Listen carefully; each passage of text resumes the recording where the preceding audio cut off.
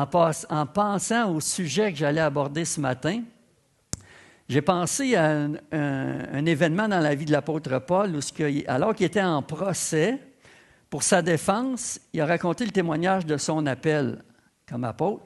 Puis, il a terminé en disant ce qui va apparaître à la première... en disant « En conséquence, roi Agrippa, je n'ai pas résisté à la vision céleste. » Parce que ces deux visions célestes, je vais vous parler ce matin, mais ça, ce n'est pas le titre. C'est juste, ça m'est venu comme ça, comme introduction. Mon titre va venir un petit peu plus loin. Mais c'est quand même de ça que ça revient, que c'est important de ne pas résister à la vision céleste. Pourquoi? Parce qu'on a aussi une vocation céleste. Deuxième diapo, on lit ça dans Hébreu. Ça aussi, ça m'est venu en même temps sous la douche. C'est pourquoi, frères saints, qui avaient part à la vocation céleste. Fait que vous savez, ça nous concerne tous. On a tous une vocation céleste. Considérez l'apôtre et le souverain sacrificateur de la foi que nous professons, qui est Jésus, puis qui est maintenant au ciel. Donc, c'est de lui que la vision céleste nous vient, de Jésus qui est au ciel. Puis Jésus, pourquoi c'est si important de prendre au sérieux notre vocation céleste? C'est parce qu'on est mesuré avec ce qu'on fait, avec cette vocation-là qu'il nous a adressée. Et puis Jésus a dit, pendant qu'il était sur terre, mais c'est encore bon au ciel, prochaine diapo, dans Marc 4, 24, 25, il a dit ça quand il était sur la terre, mais c'est pour toujours. Il nous dit encore ça, l'apôtre et le souverain sacrificateur qui est au ciel, qui nous dit qu'on a part à la vocation céleste, il nous dit encore, prenez garde à ce que vous entendez, on vous mesurera avec la mesure dont vous serez servis et on y ajoutera pour vous, car on donnera à celui qui a, mais à celui qui n'a pas, on ôtera même ce qu'il a. Et je pensais à ça, puis je disais, Dieu nous mesure par rapport à la vocation qu'il nous a donnée. Puis ce n'est pas quelque chose de nouveau parce que c'était déjà ça dans l'Ancien Testament. Dieu avait donné une vocation au peuple hébreu qui était de donner le Messie au monde, puis ils l'ont donné. Mais on connaît leur destin tragique comme peuple dans son ensemble. Ce qui veut dire Dieu, là, il va toujours accomplir ce qu'il veut faire, c'est son plan. Mais si on va en bénéficier ou si on va en subir les dommages, ça dépend de nous, qu'est-ce qu'on fait avec l'appel, parce que Dieu va le faire quand même. On connaît la fin de l'histoire, on connaît la destinée de l'humanité, où ce qu'elle s'en va, puis qu'on participe avec obéissance ou qu'on hésite ou qu'on désobéisse, c'est nous qui subissons les dommages. Ce n'est pas Dieu, ce n'est pas à lui qu'on fait du tort. Il va arriver à ses fins pareil, comme il est arrivé à donner le Messie au monde. Jésus a dit le salut vient des Juifs. Dans ce sens-là, c'est parce que Dieu avait pris ce peuple-là à part depuis Abraham pour ce but-là, de bénir toute l'humanité à travers la descendance d'Abraham qui était Christ. Mais Dieu les avertissait déjà dans l'Ancien Testament qu'ils mesuraient. Et puis c'est le prochain, ça c'était mon verset clé à matin avec lequel j'avais commencé mon message quand je le bâtissais chez nous. C'est avec ça que j'avais commencé dans le prophète Amos, où Amos dit ceci, parlant de Dieu, « Il m'envoya cette vision, voici le Seigneur se tenait sur un mur tiré au cordeau et il avait un niveau dans la main. L'Éternel me dit, « Que vois-tu, Amos? » Je répondis, « Un niveau. » Et le Seigneur dit, « Je mettrai le niveau au milieu de mon peuple d'Israël, je ne lui pardonnerai plus. » Il y a d'autres versions qui disent « Je ne lui passerai plus rien » ou « Je ne passerai plus par-dessus ». Comme des fois, on va dire, hein, quand on est parent, qu'on a des jeunes enfants, c'est la dernière fois que je te le dis, hein, je me rappelle que mon père me disait ça des fois. On savait qu'il y avait peut-être encore 2-3 chances avant que... Mais Dieu aussi, il donne des avertissements comme ça. Alors, c'est important de prendre notre appel au sérieux. Puis dans ce passage-là, le mot cordeau, puis le mot niveau, c'est la traduction du même mot hébreu anak, A-N-A-K, qui veut dire, oui, niveau, quand on veut s'assurer que quelque chose est droit à l'horizontale, de gauche à droite. Mais ça peut aussi vouloir dire un fil à plomb. On peut mettre l'image suivante. Un fil à plomb, c'est pour mesurer quelque chose est droit de haut en bas, à la verticale. Alors, on a autant le même sens dans le mot hébreu anak pour niveau que pour fil à plomb. Puis moi, j'aime beaucoup l'image du fil à plomb parce que de l'âge de 18 ans à 28 ans, j'ai travaillé sur la construction puis j'ai souvent utilisé un fil à plomb. Je n'étais pas bricoleur, j'étais ferblantier. Je travaillais les systèmes de ventilation Tu sais, les gros tuyaux, les gros docks de tôle, là, je travaillais la tôle. J'ai jamais été en tôle, mais je travaillais la tôle. J'aime mieux le dire parce qu'il y a 2 policiers ici, là, je ne veux pas qu'ils se me prennent sur mon compte. Mais je travaillais à la tôle, puis souvent, on passait les gros tuyaux de ventilation dans le toit, puis avant que les plafonds soient faits, puis tout, puis tu ne peux pas te mesurer en l'air comme ça avec un galon mesuré. Fait qu'on se mesurait du mur, puis on emmenait, puis là, on faisait une croix à terre, puis là, dans les airs, on laissait descendre le fil à plomb, puis sur le tuyau, ce que le diffuseur d'air devait sortir, bien là, on faisait un trou là, puis plus tard, quand il faisait les plafonds, bien là, on pouvait descendre les tuyaux puis installer le diffuseur pour qu'il tombe à la bonne place, pour pas qu'il soit collé sur le mur. Tu sais, il fallait qu'il tombe à la bonne place, fait que ça prend des mesures, mais c'est ça, on utilisait le fil à plomb.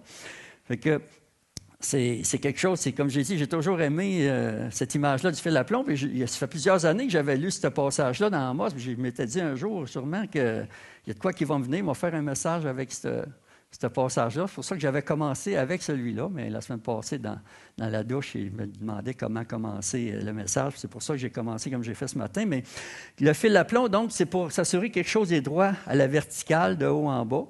Puis le niveau pour s'assurer que quelque chose est droit à l'horizontale, de gauche à droite. Puis les deux ensemble, bien, ça forme un équerre. Si on regarde la croix en arrière, il y a 4 équerres à la croix. Fait que c'est important d'être à l'équerre avec le message de la croix. Ça fait partie de la vision céleste.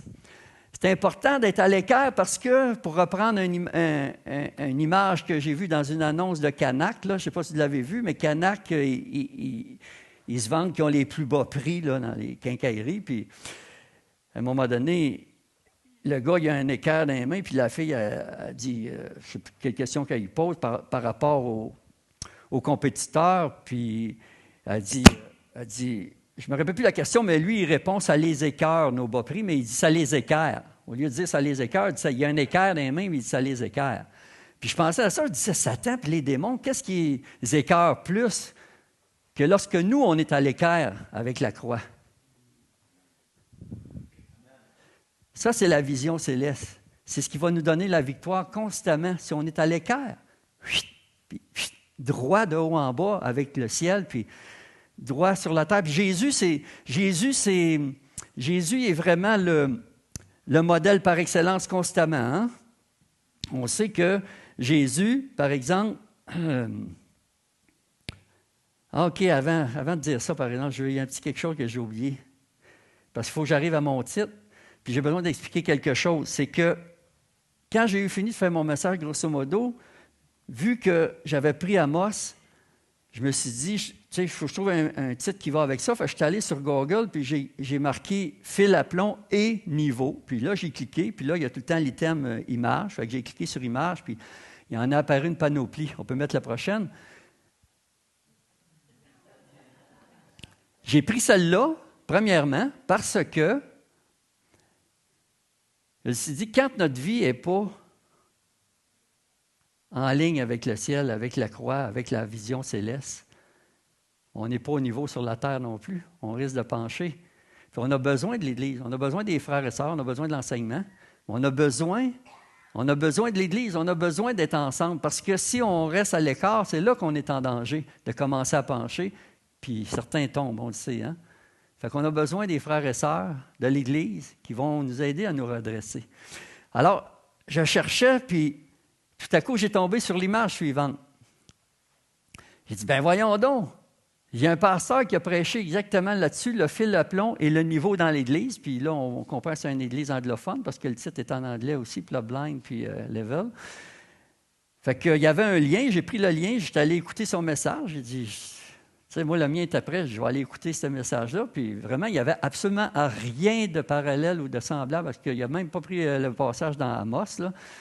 Mais le titre était tellement d'aplomb, justement, ça tombait tellement d'aplomb que je l'ai laissé là avec l'image. Donc, c'est ça mon titre, le fil à plomb et le niveau dans l'Église. Puis, Jésus, c'est le modèle par excellence, parce que sa vie était constamment au centre de la volonté de Dieu. Il l'a dit, on lit dans la diapo suivante, « Celui qui m'a envoyé est avec moi, il ne m'a pas laissé seul parce que je fais toujours ce qui lui est agréable. » Ça, c'est vraiment une vie en ligne avec le ciel, avec la vision céleste. Jésus pouvait dire, je fais toujours, je sais qu'il n'y a pas personne de nous qui peut dire ça, mais c'est quand même l'orientation que Jésus nous donne, que la vision céleste nous donne. C'est ce vers quoi on doit tendre. Puis non seulement Jésus, sa vie est en ligne avec le ciel, mais c'est à cause de ça que sa vie était au niveau sur la terre, puis qu'il pouvait dire, diapo suivante, celui qui est le prince du monde vient, il n'a rien en moi. Il a dit ça juste un petit peu avant d'être arrêté puis d'être amené en procès lui-même. Mais voyez-vous, Jésus, sa vie était tellement en ligne avec le fil à plomb du ciel que sa vie sur la terre était haut niveau aussi, au point que l'ennemi n'avait rien, aucun accès dans sa vie. Puis ça aussi, ça fait partie de la vision céleste qu'on doit au moins tendre, au moins avoir comme but dans la vie, de laisser aucune place à l'ennemi, de laisser aucune place à Satan dans nos vies. Fait que c'est ça pour moi, être à l'équerre avec la vision céleste alors qu'on vit sur la terre. Puis de nos jours, il y a au moins 3 visions du monde, dont une seule est une vision céleste, la nôtre, mais il y a au moins 3 visions dans le monde qui sont en compétition une avec l'autre, qui luttent pour avoir priorité sur l'être humain. Il y en a au moins 3 qui se compétitionnent comme ça, puis qui s'entrechoquent, on doit être conscient de ça, parce qu'ils divisent l'humanité en 3 groupes. Okay? Puis la première, c'est la vision biblique. Celle-là, on la connaît, puis je vais le dire simplement, pour la décrire simplement. C'est une vision qui nous dit que Dieu existe, Satan existe, puis la Bible, c'est la parole de Dieu qui nous permet de comprendre le monde dans lequel on vit, qui nous permet aussi de comprendre les 2 autres visions que je vais décrire brièvement, ce ne sera pas long, mais la Bible, c'est ça la vision biblique. Dieu existe, Satan existe, puis la Bible, c'est la parole de Dieu qui nous explique le monde, qui nous explique comment ça marche, puis la chose qu'elle nous explique, c'est que Dieu et Satan sont en guerre un contre l'autre, une bataille sur l'intelligence de l'être humain. J'en ai parlé beaucoup dans la prédication que j'avais faite au mois de mars, puis celle au mois d'avril, où je parlais qu'en 2020, j'avais découvert les neurothéologiens, qui sont des théologiens qui, avec les découvertes de la science moderne en neurologie, font des liens avec comment ça se passe dans l'intelligence. Je le savais depuis longtemps que le combat entre Dieu et Satan était là, parce qu'en dans les années 80, j'avais lu un livre d'un théologien réputé qui, son titre de livre, c'était « Battle for our mind », la bataille pour notre intelligence.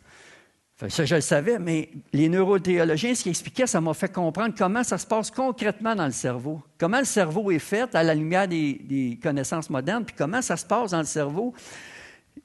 Que le cerveau, c'est un organe plastique, c'est-à-dire c'est un organe malléable qui se transforme de lui-même selon ce qu'on met dedans. Puis c'est là le grand piège pour les gens qui ne sont pas fermes à se tenir sur la parole, parce que c'est sournois comment est-ce que les 2 autres visions vont prendre le contrôle. Par exemple, la deuxième vision que je veux parler, c'est la vision humanisme. Okay? Je fais juste 3 grandes catégories. Vision céleste.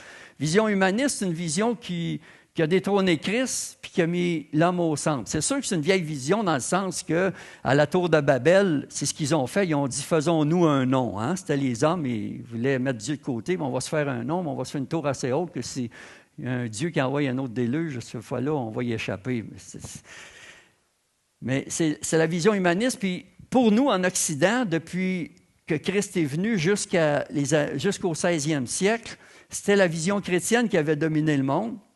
Puis au 16e siècle, il y a eu la Renaissance, le rationalisme, qui a fait que c'est justement la raison humaine qui a été mise sur le trône, puis Dieu a été détrôné. Puis après ça, est venu la théorie de l'évolution de Darwin, puis l'athéisme, tout ça, c'est que ça a pris vraiment beaucoup d'ampleur, puis beaucoup de gens ont complètement rejeté la vision biblique, la vision céleste. Ça, c'est la deuxième vision, puis de ça est sortie qu'on peut appeler la théologie libérale ou de la haute critique, c'est-à-dire celle qui nie le surnaturel, qui dit le surnaturel, c'est pas vrai, ça, dans la Bible. Puis c'est des théologiens, là, dans les universités modernes, c'est ces genres de théologiens qui sont là, qui nient le surnaturel, mais qui vont dire il faut garder juste la morale de l'histoire. Tu sais, dans ce temps-là, il n'y avait pas des psychiatres, fait que c'était pas des possédés là, que Jésus a délivrés, c'était juste des malades qui ont été guéris. Tu sais, puis il essaie de rationaliser tous les miracles pour dire que tout est explicable parce que le surnaturel n'existe pas. Il y a eu un grand théologien au 20e siècle, je l'ai découvert par accident à un moment donné, parce que je suis retourné étudier au cégep après mes 10 ans à la construction, puis à un moment donné, j'étais tombé à la bibliothèque sur un livre de théologien qui s'appelait Rudolf Bultmann, puis j'avais lu, parce que lui, c'était le chef de file de cette théologie libérale-là, à cette époque-là. Puis j'avais lu un peu sur ce qu'il écrivait, puis c'est là que j'ai découvert vraiment cette vision-là. Ça fait une des visions qui s'élève contre la connaissance de Dieu. Paul a dit dans 2 Corinthiens 10, versets 4 et 5, « Les armes avec lesquelles nous combattons ne sont pas charnelles, mais elles sont puissantes par la vertu de Dieu pour renverser des forteresses. » À quoi qu'il associe les forteresses? Bien, il dit, nous renversons les raisonnements. Voyez-vous, c'est dans l'intelligence. Et toute hauteur qui s'élève contre la connaissance de Dieu, et nous amenons quoi? Toute pensée. C'est encore l'intelligence, les pensées captives à l'obéissance de Christ.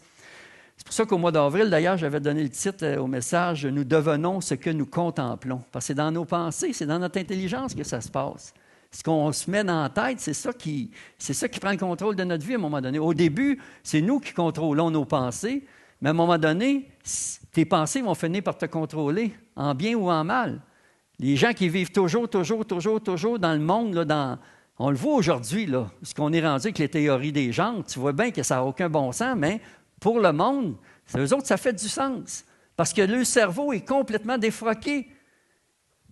C'est ça quand on lit ce que pas juste les neurothéologiens, mais même les neurologues, les neuroscientifiques. Moi, j'ai lu des livres par des neuroscientifiques qui dénoncent les méfaits de la pornographie, par exemple. Puis, il y a des groupements sur l'Internet aujourd'hui qui ne sont pas chrétiens pantoute, mais des hommes qui veulent se sortir de ça parce qu'ils voient, là, ça n'a plus de bon sens, comment est-ce qu'ils sont devenus l'esclave de leurs pensées. C'est ça, je dis, au début, le libre arbitre fait qu'on est libre de nos pensées, mais à un moment donné, nos pensées prennent le contrôle de nous. Puis dans ce moment-là, on n'est plus libre. On obéit, on est des esclaves vraiment du péché. Comme Jésus a dit aux pharisiens, quiconque commet le péché est esclave du péché. Mais il y a une clé de délivrance qui est Jésus. Si le Fils vous rend libre, vous serez réellement libre. La troisième vision que je veux apporter ce matin, c'est la vision que j'appelle ésotérique. Ça, c'est une vision qui croit au surnaturel, qui croit que le surnaturel existe. Puis non seulement il croit, mais il croit qu'on peut réagir avec le monde des esprits. Puis ça, c'est très populaire aujourd'hui. Hein? Les gens qui jouent dans le monde ésotérique, là. Puis qui, sans s'en rendre compte, là, qui pensent qu'ils jouent avec un monde céleste de bons esprits, mais qui sont en train d'être démonisés parce que plus il y a de ces pratiques-là, plus qu'il y a de démonisation qui se fait aussi dans les personnes, dans la société. Ça va, l'augmentation de l'expérimentation amène de l'augmentation de démonisation. Et ça, c'est la réalité, puis c'est ce qui se passe aujourd'hui. Puis ça aussi, c'est vieux, là, comme la Terre, dans le sens que c'est des religions orientales, et puis dans l'occultisme, ça a toujours existé, mais encore une fois, en Occident, c'est un phénomène plus récent. Entre autres, les années 60, je ne sais pas si vous vous rappelez, pour les Beatles, quand il y avait la pochette, là, Sgt. Pepper, tu as des hommes comme Maharishi Mahesh Yogi là-dessus, qui est le yogout de la méditation transcendantale. Il est décédé aujourd'hui, mais les Beatles, ils ont fait le petit tour en Orient avec, même Paul Harrison, il avait fait un disque avec Ravi Shankar, je pense qu'il s'appelait. Moi, c'était dans mon jeune temps, j'étais adolescent, avant je sois chrétien, fait que c'est des choses que je me souviens, là. Mais ils ont amené une influence. Il y avait même un espèce de magicien, un occultiste très populaire en Angleterre, Alex Crowley, qui s'appelait, puis il était sa pochette, puis vois-tu, ça a été une ouverture qui a contribué. Puis quand Harry Potter est arrivé en 97 avec le livre là, L'École des sorciers, là, mais là, c'était un gros boom encore, que le monde a commencé à explorer encore plus le monde occulte. Puis dire, on peut jouer avec ça, puis hey, c'est... les gens qui font... Il y a des femmes, il y a un salon, il y a un magasin d'ésotéristes à Joliette, mais il y a au moins une fille là, que j'avais écoutée à un moment donné sur Internet, juste parce que je voulais voir ce qu'il y avait un peu autour ici. Puis elle se dit carrément sorcière, mais une bonne sorcière, là. Mais ils se disent, c'est une mode à cette heure, des sorcières. Fait qu'ils jouent dans le monde des esprits. Puis il y en a, je n'ai écouté une française en France, elle mettait les gens en garde. Elle disait, il y a des esprits qui sont plus dangereux, là, qui sont vraiment agressifs, puis il faut être formé. Puis elle avait ça une espèce d'école pour former le monde. Mais tu vois plein d'invitations là, aujourd'hui de tous ces modes-là. Mais ce qu'il faut comprendre, c'est que le vide spirituel là, qui a été créé dans le cœur humain par l'humanisme, puis l'athéisme, puis l'évolutionnisme, ça a fini par plonger la société occidentale depuis la Renaissance là, dans un vide spirituel. Puis ça l'a ouvert la porte à toutes sortes d'autres recherches. Ça l'a ouvert la porte à toutes sortes d'autres spiritualités qu'on peut appeler des spiritualités alternatives, non bibliques, mais qui peuvent toutes être regroupées sous l'étiquette du Nouvel Âge. Hein? On connaît ça, le Nouvel Âge, New Age, on voit ça partout à cette heure, mais c'est ça que c'est. C'est toutes des choses qui s'élèvent contre la connaissance de Dieu, qui captent les raisonnements puis les pensées des gens. Puis le mandat de l'Église, notre vision, notre vocation, c'est d'amener la vérité de la parole de Dieu, puis de faire connaître la vérité, puis de renverser ces forteresses-là. C'est le défi de l'Église encore aujourd'hui. Fait qu'aujourd'hui, il y a beaucoup de gens qui sont en recherche d'un sens transcendant à leur existence. Parce qu'on voit que l'humanisme, puis le rationalisme, puis la science qui nous promettait, après qu'ils ont pensé vaincre les bactéries avec les antibiotiques, par exemple, tu sais, là, c'est l'âge d'or de la planète, puis on va vivre éternellement à cette heure, puis l'homme avait vraiment pris sa place. Tu sais, à cette heure, on est le produit de l'évolution, il n'y a pas de Dieu, on n'a pas de compte à rendre, puis c'est nous qui est Dieu sur la terre, puis c'est vraiment le phénomène moderne de ce qui s'est passé graduellement, que l'homme est devenu au centre, mais en rejetant le christianisme, on s'est plongé dans toutes ces nouvelles spiritualités alternatives, ésotériques que je viens de parler puis d'écrire. Mais en fait, c'est que l'humanisme a préparé le terrain. En détrônant Christ, en plaçant l'homme au centre de l'univers, là maintenant, l'homme se prend pour Dieu. Il se prenait déjà pour Dieu avec l'humanisme.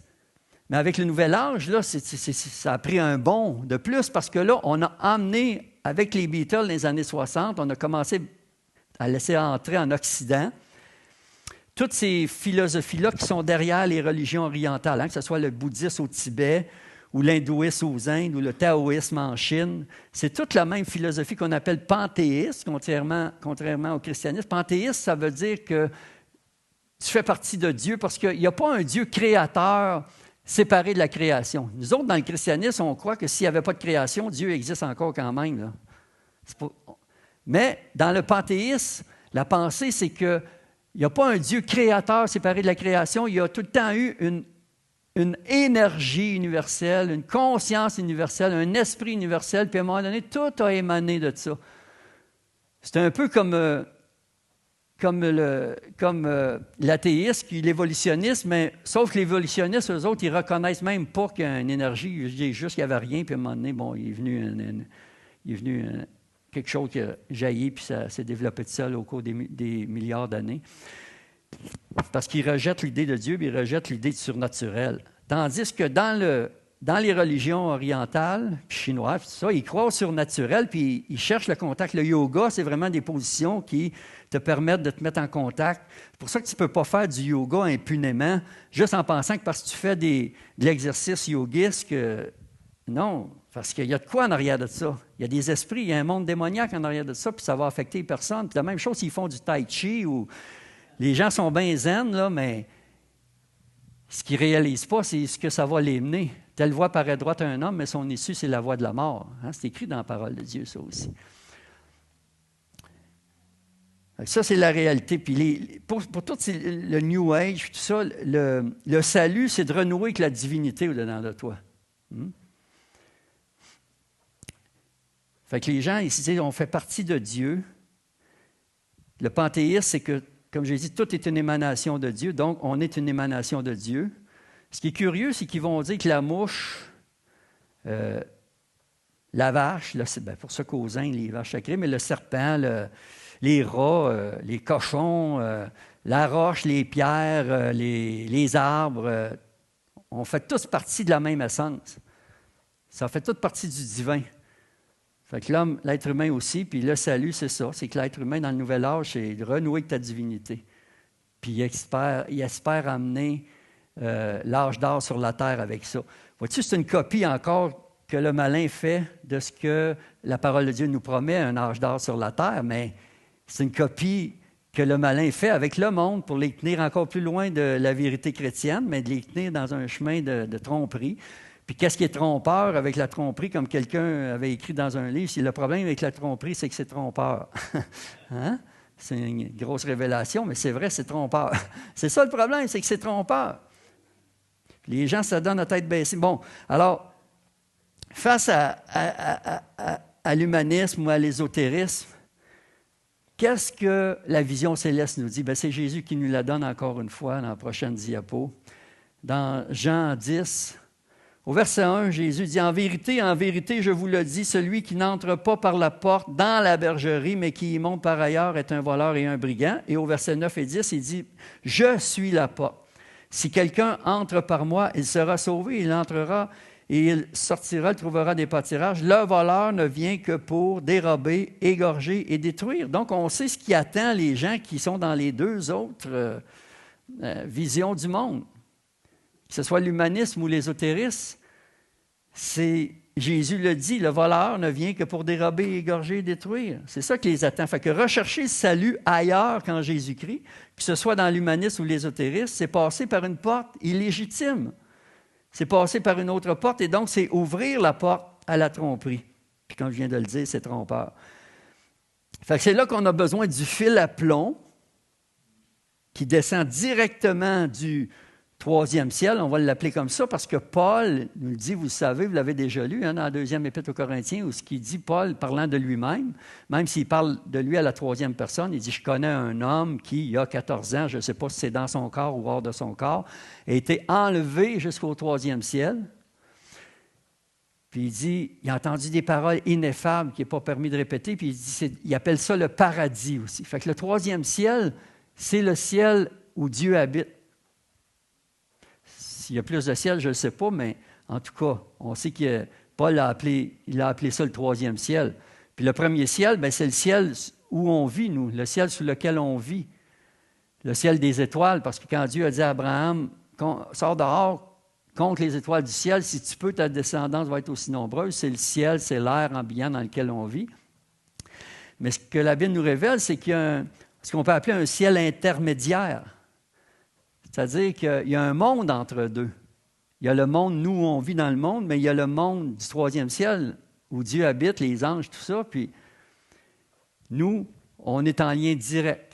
Hein? C'est même dit qu'on est assis avec Christ dans les lieux célestes, que Dieu nous a ressuscités avec Christ, nous a fait asseoir avec Christ dans les lieux célestes. Fait que c'est vraiment de là qu'on doit constamment chercher à être en ligne avec, là, dans le fil à plomb, pendant qu'on vit ici sur la terre. Mais comme Paul dit, nous n'avons pas à lutter contre la chair et le sang, mais contre les dominations, les autorités, les princes de ce monde de ténèbres, les esprits méchants dans les lieux célestes. Ça, c'est le second ciel.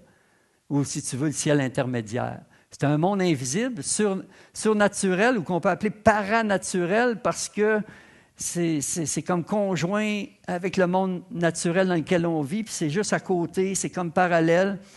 Paranaturel, on pourrait appeler ça, parce que c'est à côté, puis c'est pas direct.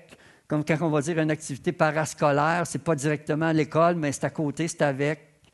Fait que ça, c'est paranaturel. Puis c'est de ce monde-là que Satan s'est introduit dans le monde naturel pour tenter Jésus dans le désert. Puis c'est un avertissement pour nous que c'est quelque chose qui existe, que c'est quelque chose auquel on est soumis, de pouvoir recevoir de l'inspiration. Puis c'est pour ça que je montrais la tour de travers tout à l'heure. Parce que des fois, tu vas avoir certains chrétiens qui vont dire des choses que ça vient-tu de là ou ça vient de là? Je me le demande à moi aussi, là. Puis c'est pour ça qu'on a besoin d'être ensemble dans l'Église.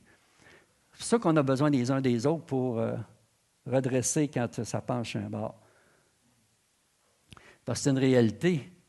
C'était même arrivé à l'apôtre Pierre. Hein? Pierre, Jésus dit, Qui dites-vous que je suis, moi, le Fils de l'homme? Pierre, tout de suite, dit, tu es le Christ, le Fils du Dieu vivant. Puis Jésus dit, c'est merveilleux, ça, Pierre, c'est pas le ciel, c'est pas la chair et le sang qui t'ont révélé ça, c'est venu directement du ciel. Ça, c'est un fil à plomb qui t'est descendu dessus. C'est mon Père dans les cieux qui t'a révélé ça. Là, Jésus commence à parler de sa mort et sa résurrection prochaine. Puis là, Pierre, probablement, qui était tout pompé de savoir que lui, il était le prophète qui recevait tout de suite direct du ciel. Il a dit, à Dieu ne plaise, Seigneur, cela ne t'arrivera pas. Puis Jésus a dit, arrière de moi, Satan. Fait que là, ça venait de là. Puis là, Jésus, tout de suite, il l'a redressé. Parce que là, il venait de pencher, là. Voyez-vous comment c'est subtil? Fait qu'on n'est pas à l'abri de ça, nous autres non plus. C'est un monde paranaturel dans ce sens-là. Fait qu'on a besoin vraiment d'être enraciné dans l'enseignement biblique. Puis c'est ça ce qui arrive, c'est que même comme chrétien, des fois, on entend des choses où, tu sais, c'est rendu, puis, en tout cas, je ne sais pas, peut-être à la fin, je donnerai un petit mot de témoignage, mais parce que je le vis dans ma propre famille, là, je le vois surtout avec une de mes filles, mais, tu sais, on commence tranquillement à remettre en question des doctrines bibliques sur, par exemple, la divinité de Jésus ou sur le fait qu'il n'y a pas de salut en dehors de Jésus-Christ, que sans effusion de son sang à lui, parce que la Bible dit sans effusion de sang, il n'y a pas de pardon, mais on parle du sang de Jésus, il n'y a pas d'autre. Il n'y a pas d'autre moyen de salut. Ça, c'est la vision céleste, c'est la Bible qui dit ça, c'est la croix. Il n'y a pas d'autre salut que de passer par la croix. Ce n'est pas question de renouer avec ta divinité ou dedans de toi, ou de dire « Ah, il n'y a rien, on meurt ». Puis aujourd'hui, c'est pour ça que les gens demandent l'aide médicale à mourir, parce qu'ils sont tellement sûrs, selon l'humanisme, évolutionnisme athée, que tu meurs, puis il n'y a plus rien. Fait qu'ils se donnent la piqûre. Mais la réalité, c'est quand ils arrivent l'autre bord, c'est le drame, puis pour l'éternité, il n'y a pas de retour. Encore une fois, l'Église a besoin de parler là-dessus. Fait qu'on a besoin d'être enraciné dans la Bible. Puis après ça, ce n'est pas juste les questions de doctrine chrétienne, il y a aussi toute la moralité qui nous vient de la Bible. Fait que là, je parlais de l'aide médicale à mourir, mais tu as l'avortement, puis tu as la sexualité, puis tu as le mariage, puis comme je disais tout à l'heure, aujourd'hui, c'est la théorie des genres, que c'est pas parce que tu viens au monde avec un organe masculin, peut-être tu es une petite fille pareille, puis si tu viens au monde avec un organe féminin, peut-être tu es un petit gars. Puis là, le programme scolaire au Québec, là, c'est implanté. Là. Je ne sais pas si vous avez entendu, moi j'ai écouté une conférence là, donnée par un théologien catholique. D'ailleurs, je te l'ai envoyé, hein, Jérémie? Je l'ai envoyé à Mathilde, en tout cas. Oui. Je l'ai envoyé pendant que vous étiez à Sherbrooke la semaine passée. Là. En tout cas. Fait que, mais c'est là en septembre. Ça nous passe en dessous du nez. Il y a des organismes chrétiens qui existent pour qu'ils soient catholiques ou évangéliques. Puis je pense que comme Église, on a besoin là, d'en prendre conscience. Moi, je suis abonné à ce qu'ils appelle Une voix pour les valeurs chrétiennes. Là, vous pouvez retenir le nom, UVVC. Vous pouvez cliquer ça, UVVC. Ou il y a un journal chrétien qui s'appelle Contact. Vous pouvez vous abonner à ça. C'est un journal en ligne. Là. Puis il y en a je pense qu'il vient une fois par mois ou peut-être un petit peu plus, mais il y en a des articles dedans. Ce n'est pas nécessaire de tout lire, mais des fois, il y a un article qui va t'accrocher plus. Ou des fois, même, c'est ça, l'entrevue que j'ai vue, là, c'est là, je l'ai pris là. Parce que c'est tellement fantastique, l'informatique, aujourd'hui. Tu reçois supposons, le courrier UVVC, qu'on appelle Une voix pour les valeurs chrétiennes. Puis là, ils ont leur propre article, puis d'un coup, tu as ça, là, bon...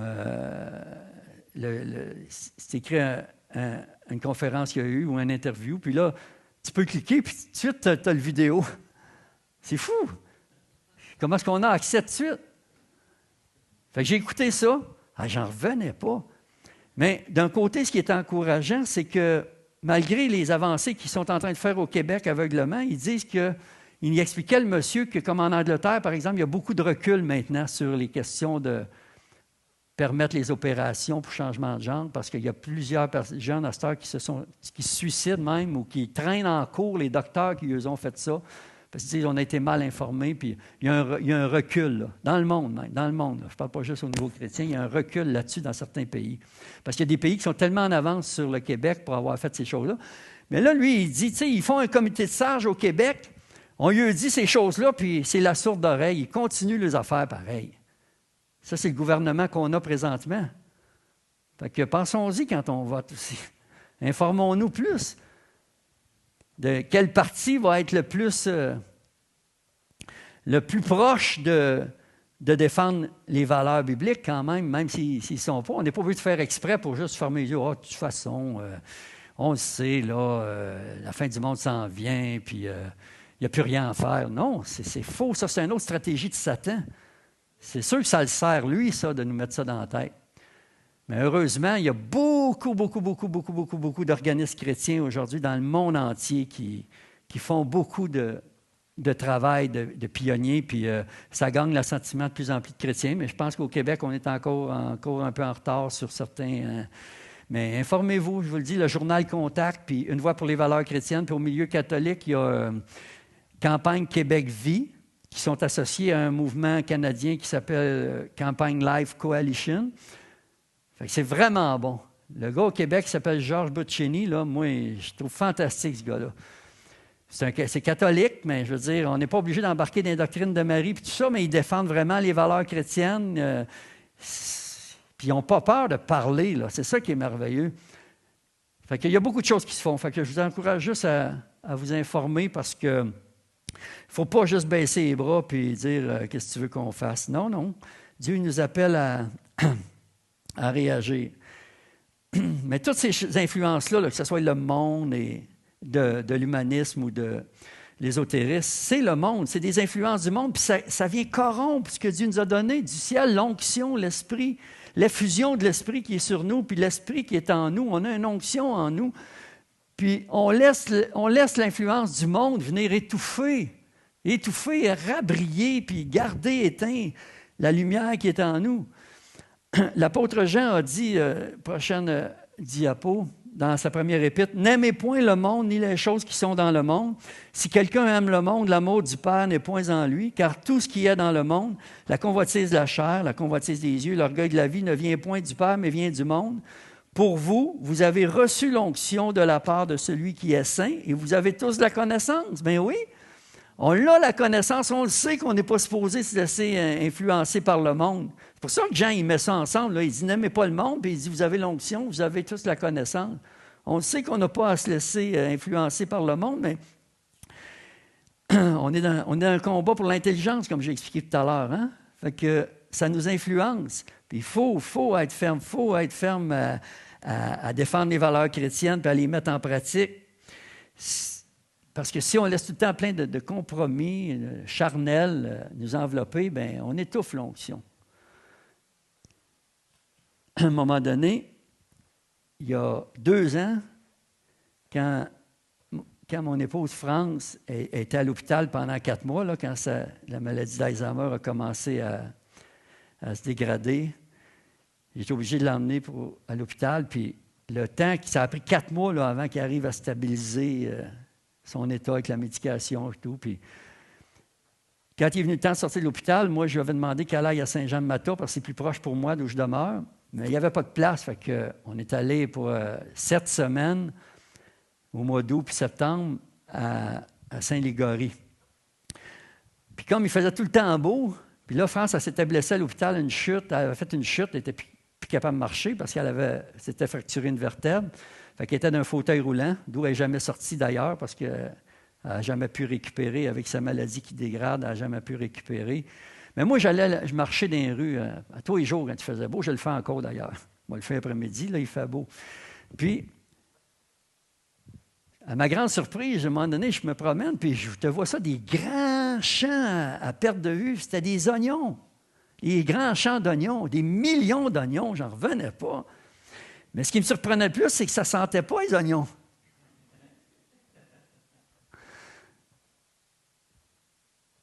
Des millions d'oignons, pas d'odeur. Puis tout à coup, clouc, il est venu une lumière. Tu dis, tu vas prendre un seul oignon de même, tu rentres ça dans la maison chez vous, tu commences à éplucher ça, tu coupes ça pour faire la popote, puis d'un coup, l'onction qui sort de là-dedans, mon gars, tu te mets à pleurer, hein? Il y a de l'onction dans les oignons. Mais là, ce qui m'est venu à l'idée, c'est comment est-ce qu'on va faire pour faire pleurer une ville de repentance, d'amener une ville à pleurer sur ses péchés. Mais j'ai dit, il faut que les oignons qui sont dans les églises soient épluchés. Parce que si on est une église d'oignons pas épluchés, bien, l'onction ne sortira pas. Puis cette pleure-là qui enveloppe l'oignon, c'est justement ce qui est charnel. Quand Normand parlait la semaine passée, Romains 7, puis Romains 8, Romains 7, c'est le chrétien qui est enveloppé encore. Hein? Je ne fais pas le bien que je veux, je fais le mal que je ne veux pas. Puis c'est pas la vie chrétienne normale, ça. Oui, ça nous arrive toutes des fois, là, occasionnellement, mais ce n'est pas la vie chrétienne normale. Quelqu'un pour qui c'est sa vie chrétienne normale de tout le temps dire « Ah, je ne fais jamais le bien que je veux, je fais toujours le mal que je ne veux pas. » Tu sais, c'est pas la vie chrétienne normale, ça. Il y a quelque chose qui fait que la personne est enveloppée, là. C'est enveloppé dans la chair. Parce que si la personne est chrétienne, au chapitre 6 de Romains, c'est ça qui explique. C'est le chrétien né de nouveau, là. Paul commence en disant « Ignorez-vous que nous tous qui avons été baptisés en Jésus-Christ », puis là, il parle de ce que c'est la vie chrétienne. Puis là, tu tombes dans le chapitre 7, puis c'est une chute dans le désespoir. Mais comment est-ce qu'il finit, le chapitre 7? Il dit « Grâce soit rendue à Dieu par Jésus-Christ notre Seigneur ». C'est-à-dire que Paul est en train de dire, après avoir dit « Malheureux que je suis, qui me délivrera de ce corps de mort? » Il pose la question, puis il répond lui-même « Grâce soit rendue à Dieu par Jésus-Christ notre Seigneur ». Puis là, il tombe dans le chapitre 8, puis il explique la vie dans l'esprit. Il explique la vie de l'oignon épluché.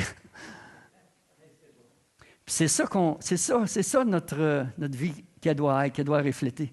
Quand on va être une Église, de plus en plus qu'on prend au sérieux notre vocation, notre appel, puis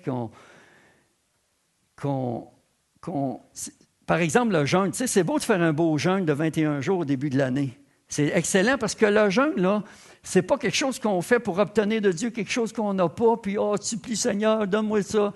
Non, c'est plutôt quelque chose qu'on fait pour libérer quelque chose qu'on a déjà. Parce que c'est enveloppé. Il y a trop de pleurs.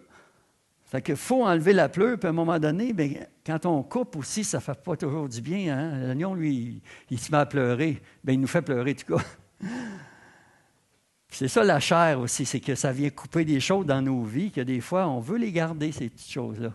Pas juste des mauvaises choses, pas juste des péchés. Des fois, ça peut être des bonnes choses. Hein? Peut-être ce matin, le Seigneur, il demandait à chacun de nous de lui donner une chose qui n'est pas une mauvaise chose, qui est une bonne chose, mais qu'on n'est pas prêt à lui donner. Puis on sait que ça nuit vraiment, que ça nous garde enveloppés. S'il nous disait, comme au jeune homme riche, qui disait « Moi, j'ai tout fait ça, Seigneur, toutes ces bonnes choses-là, les commandements, j'y respecte tout. » Fait qu'il était quand même assez sûr de lui, là, il était content, il s'attendait juste que Jésus dise « Bien, il ne te manque rien, là, tu s'en viens. » Il a dit « Non, il te manque une chose. Il te manque une chose. » Puis on sait, le jeune homme, il est reparti tout triste, parce que peut-être qu'il l'a donné plus tard. Je ne pose pas de jugement sur lui, on ne le sait pas, l'histoire ne le dit pas. Souvent, Jésus, on dirait qu'il nous laisse avec des histoires pas finies, pour dire, bien, c'est la même chose pour nous autres. Notre histoire n'est pas finie. Des fois, il nous demande quelque chose, puis on ne lui donne pas de suite. Ça m'est arrivé. Puis il y a peut-être d'autres choses que je vais lui donner à un moment donné que là, je n'ai pas rien qui me fatigue de même dans ce sens-là, mais j'en ai eu. Puis des fois, ça m'a pris du temps avant de le donner. Il te manque une chose. Ou bien s'il disait, comme il a dit à Marthe, la sœur de Marie, « Marthe, tu t'inquiètes, tu t'agites pour beaucoup de choses. Une seule chose est nécessaire. » Marie a choisi la bonne. Des fois, on s'agite tellement que c'est ça qui nous vole le temps que la parole ou la prière. Tu sais, je disais ça, c'est le fun, les 21 jours de prière au début de l'année, mais qu'est-ce qu'on fait le reste de l'année? Quand il y a les soirées de prière, je comprends, puis moi, je ne mettrai jamais de pression sur personne, je comprends qu'il y a toutes sortes de raisons, des bonnes raisons qui font que quelqu'un n'a pas à se sentir coupable de ne pas venir à toutes les réunions de prière ou à toutes les études bibliques qu'on peut faire ou d'être à l'église tous les dimanches. Chacun a ses raisons devant Dieu, puis c'est correct. Mais, c'est-tu juste un peu de paresse, un peu de négligence, de nonchalance ou une chose? Si tu passes la personne à une émission de TV, écoutez, tu sais, je veux dire, c'est une bonne chose, peut-être c'est une bonne émission, les émissions ne sont pas toutes mauvaises, mais si ça vient en compétition avec une réunion de prière ou une réunion d'études bibliques, ou si c'est ça la chose, c'est-tu vraiment une bonne raison? Fait que ça, c'est C'est important de se remettre en question avec ça. Et puis, je vais emmener un autre passage pour terminer, pour montrer comment c'est important d'être en ligne avec le fil à plomb, de notre position céleste.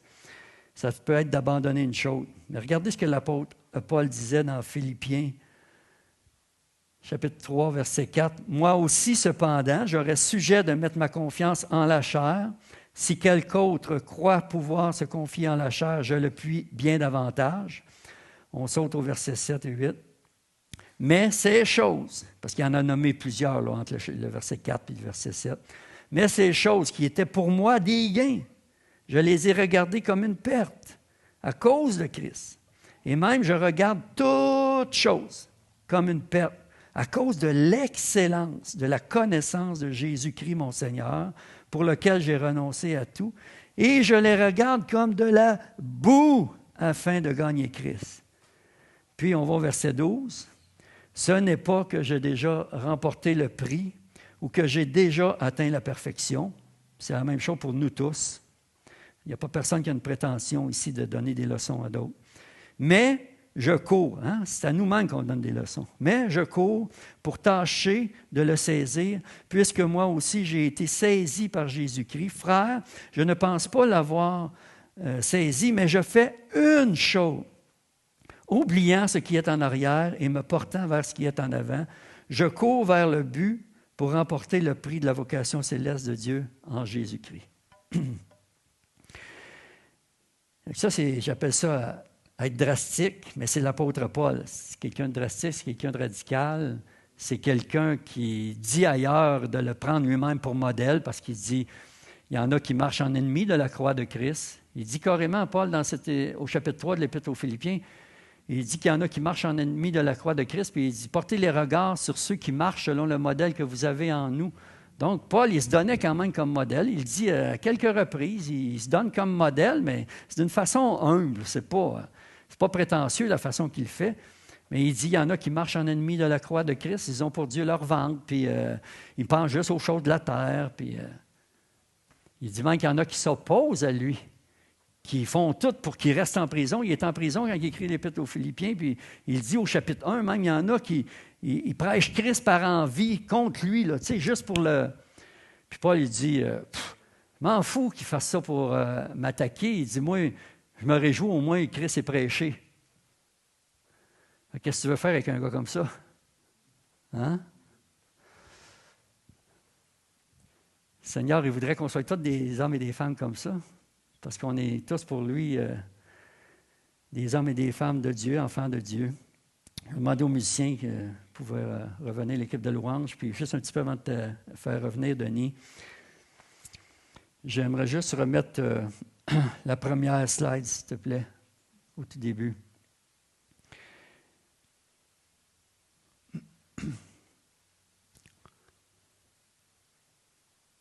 Ouais. Donc, est-ce que nous, ce matin, on est capable de dire comme Paul, ou au moins c'est notre intention de pouvoir dire, quand on arrivera devant le Seigneur un jour, je n'ai point résisté à la vision céleste, parce que ce n'est pas devant un roi terrestre qu'on va avoir à le dire, c'est devant Christ, roi. Je n'ai pas résisté à la vision céleste. Pourquoi? Deuxième slide, s'il vous plaît. Parce qu'on a une vocation céleste qui nous vient de Jésus, l'apôtre et le souverain sacrificateur. Donc, Jésus nous dit, la vidéo suivante, prenez garde à ce que vous entendez, on vous mesurera avec la mesure dont vous vous serez servi. Donc, on est mesuré sur notre vocation. La slide suivante, pas quelque chose de nouveau. Dieu le faisait à l'époque de l'Ancien Testament, mais tel niveau, le fil à plomb, version suivante. C'est ce que Dieu nous demande, s'aligner avec le ciel pour avoir une vie au niveau sur la terre, parce que sinon, notre vie risque d'être croche. On a besoin des frères et sœurs dans l'Église. Et c'est pour toute l'Église. Dernière vidéo, on va finir avec ça. Denis, tu peux revenir. C'est une question d'Église. Le fil à plomb et le niveau, oui, c'est dans nos vies premièrement, mais parce que c'est l'Église qui doit être en ligne avec le ciel, puis au niveau sur la terre. Amen.